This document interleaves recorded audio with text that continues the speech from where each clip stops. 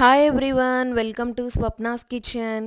ఈరోజు వీడియోలో hotel style Mysore బోండాని ఇంట్లో ఈజీగా ఎలా చేసుకోవాలో నేనైతే చూపించబోతున్నానండి.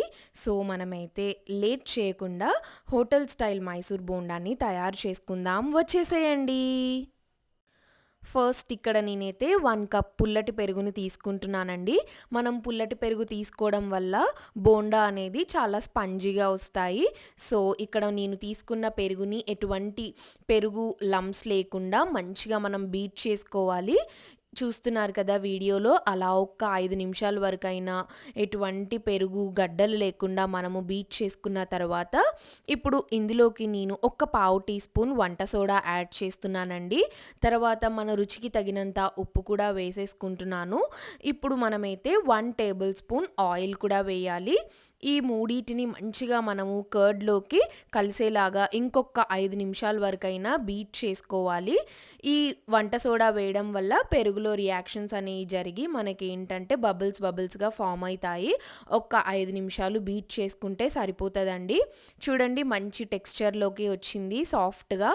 ఇప్పుడు మనము ఏ కప్పుతో అయితే పెరుగు తీసుకున్నామో అదే కప్పుతోటి 1 కప్ మైదా తీసుకుంటున్నామండి. మీరు సేమ్ కప్పు కొలతగా పెట్టుకోండి, దానివల్ల మీకు కరెక్ట్ మెషర్మెంట్స్తో అర్థమవుతుంది అనమాట. పర్ఫెక్ట్గా వస్తాయి. హోటల్స్లో ఎలా అయితే వస్తాయో సేమ్ అలానే వస్తాయండి. ఇక్కడ నేను చూపిస్తున్నట్లుగా మీరైతే వాటర్ ఏమి పట్టవండి. మ్యాక్సిమం మనమైతే పెరుగుతోటే సరిపోతుంది ఆ కన్సిస్టెన్సీ అనేది. ఇన్ కేస్ మీకు వాటర్ పడుతుంది అని అంటే యాడ్ చేసేసుకోండి, అది కూడా కొంచెం హాట్ వాటర్ యాడ్ చేసేసుకోండి.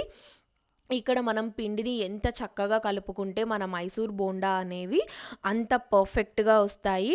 యూజువల్గా మనకి మైసూర్ బోండాకి వచ్చే ఇష్యూస్ ఏంటంటే బోండా లోపల పిండి ముద్దలు ఉంటూ ఉంటాయి. అలా కాకుండా నేను చెప్పిన కొలతలతో మీరు చేసినట్లయితే చాలా స్పంజీగా వస్తాయండి.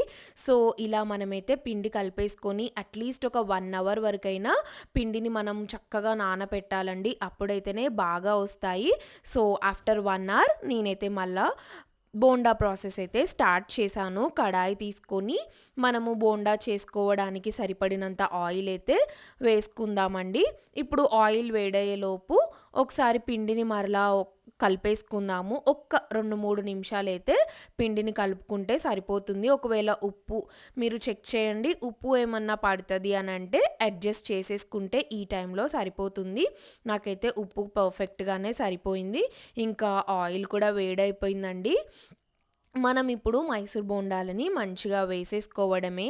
ఇక్కడ హోటల్స్లో అయితే చేతితోటి ఇలా డ్రాప్ చేస్తూ ఉంటారు కదా పిండిని. సో మీకు అలా వచ్చు అని అంటే మీరైతే వేయొచ్చండి. నేను ఇక్కడ ఏంటంటే వంట రాని వాళ్ళు కూడా ఈజీగా చేయొచ్చు అన్న వేలో నేను నార్మల్గా మనం బోండా ఎలా అయితే వేసుకుంటామో అదే పద్ధతిలో చూపిస్తున్నాను. ఇంకొకసారి నేనైతే ఖచ్చితంగా మైసూర్ బోండాని ఇంకా డిఫరెంట్ మెథడ్స్లో అయితే చూపిస్తాను. ఇది ఒక బేసిక్ మైసూర్ బోండా రెసిపీ అండి. సో ఎవరైనా బ్యాచిలర్స్ అయినా ఈజీగా చేసేసుకోవచ్చు అన్న విధంలో నేనైతే చూపిస్తున్నాను. ఇక్కడ మనమైతే మీడియం ఫ్లేమ్లో పెట్టుకొని బోండాలని మంచిగా ఫ్రై చేసుకోవాలి. మరి హై ఫ్లేమ్లో పెట్టామంటే లోపల పిండి అనేది ఉడకదండి, పిండిగా ఉంటుంది ముద్దలు. సో మనం మంచిగా మీడియం ఫ్లేమ్లో పెట్టుకొని గోల్డెన్ కలర్లోకి వచ్చేంత వరకు బోండాలని మనము ఫ్రై చేసుకుంటే సరిపోతుంది. ఇప్పుడైతే నేను ఒక ప్లేట్లోకి తీసుకున్నాను. అలాగే మిగిలిన పిండిని మొత్తం నేనైతే బోండాలుగా వేసేసుకుంటున్నాను. మీ చాయిస్ ప్రకారంగా మీకు చిన్నవి కావాలంటే చిన్న బోండా, లేదంటే పెద్దవి కావాలంటే పెద్దవి వేయండి.